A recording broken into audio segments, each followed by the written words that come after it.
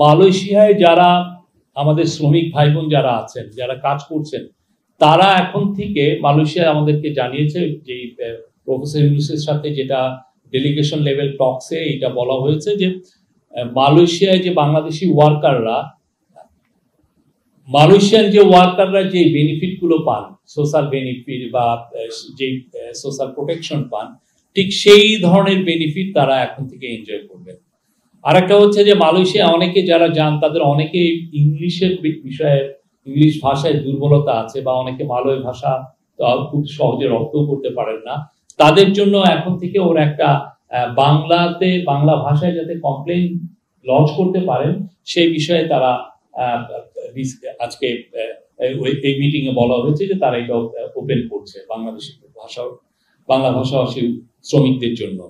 তারপর হচ্ছে যারা আনডকুমেন্টেড এবং ইরেগুলার মালয়েশিয়ায় যে বাংলাদেশি ওয়ার্কাররা আছে তাদের বিষয়ে আজকে আমাদের মিটিং এ আমাদের যিনি প্রবাসী কল্যাণ অ্যাডভাইজার আসিফ নজরুল স্যার এটা উঠিয়েছিলেন এবং সেটা মালয়েশিয়ার কর্তৃপক্ষকে জানা হয়েছে যে তাদেরকে যেন তারা ইরেগুলার মাইগ্রেন্টদেরকে যাতে রেগুলারাইজ করা হয়।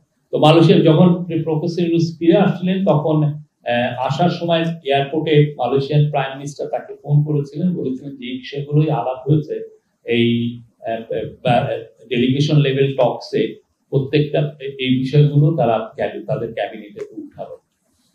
আরো যেটা হচ্ছে যে নিউ রিক্রুটমেন্টের বিষয়ে একটা আমাদের তরফ থেকে আমরা বলেছি যে সিকিউরিটি গার্ড এবং কেয়ার গিভার, আপনি জানেন মালয়েশিয়ান সোসাইটিও এজিং হচ্ছে আর সিকিউরিটি গার্ড, ওদের প্রচুর সিকিউরিটি গার্ডের প্রয়োজন।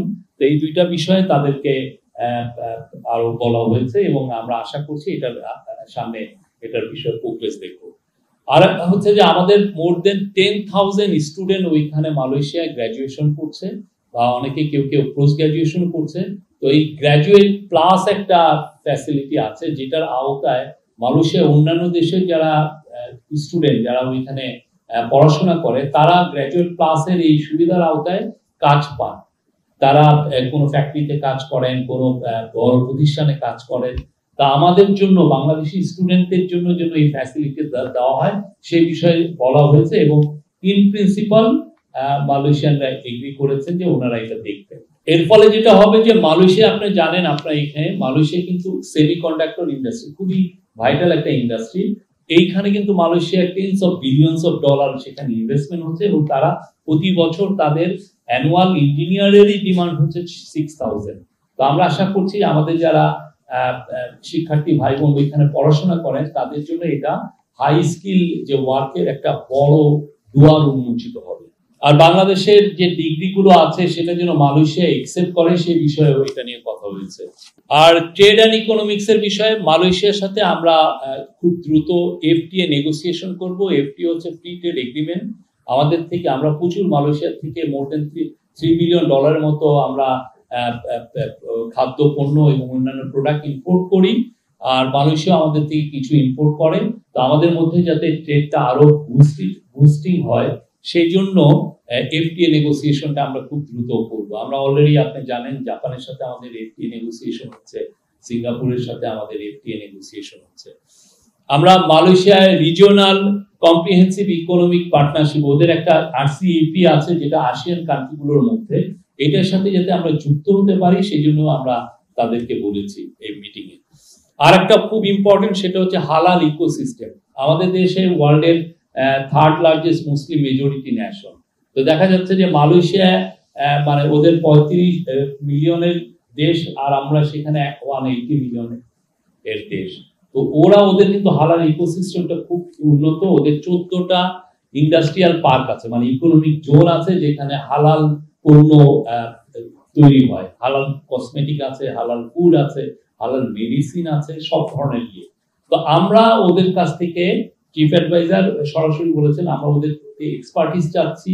আমাদের যে প্রতিষ্ঠানগুলো হালাল সার্টিফিকেশন করে তাদের ক্যাপাসিটি বিল্ডিং এর কথা আমরা ওদেরকে বলেছি এবং তারা খুবই রেসপন্ড করেছে। ওদের যে হালাল ইকোসিস্টেম যারা দেখেন তারা এসেছিলেন আমাদের চিফ অ্যাডভাইজারের সাথে, একটা বিস্তারিত একটা বড় মিটিং হয় এবং মিটিং এর মাধ্যমে আমরা আমাদের যেগুলো নিড তাদেরকে জানিয়েছি এবং তারা বলেছে খুব শীঘ্রই তারা বাংলাদেশে একটা দল প্রেরণ করবে। আমাদের এখানে কিছু ইস্যু আছে যে হালাল সার্টিফিকেশন কারা দিবে, এটা ইসলামী ফাউন্ডেশন দিবে নাকি বিএসটিআই যেটা শিল্প মন্ত্রণালয় তারা দিবে। তো সেই বিষয়ে প্রফেসর ইউনূস কিন্তু যাওয়ার আগেই নির্দেশ দিয়েছিলেন সংশ্লিষ্ট মন্ত্রণালয়গুলোকে যে এই বিষয়টা খুব দ্রুত যেন রিজলভ করা হয় এবং এটার জন্য আর আমরা ওদের কাছ থেকে চাচ্ছি, আমরা আপনি জানেন বাংলাদেশে অনেকগুলো ইকোনমিক জোন আছে, আমরা এমন একটা ইকোনমিক জোন করতে চাচ্ছি সেটা হচ্ছে হালাল ইকোনমিক জোন বা হালাল ইন্ডাস্ট্রিয়াল পার্ক।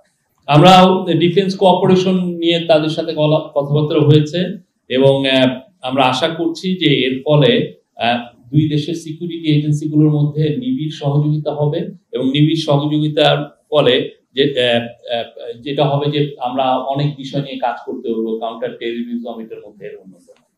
রোহিঙ্গা ইস্যু নিয়ে অনেক কথা হয়েছে। রোহিঙ্গা ইস্যু পুরো প্রফেসর ইউনূসের সাথে মূলত আনোয়ার ইব্রাহিমের 3টা মিটিং হয়।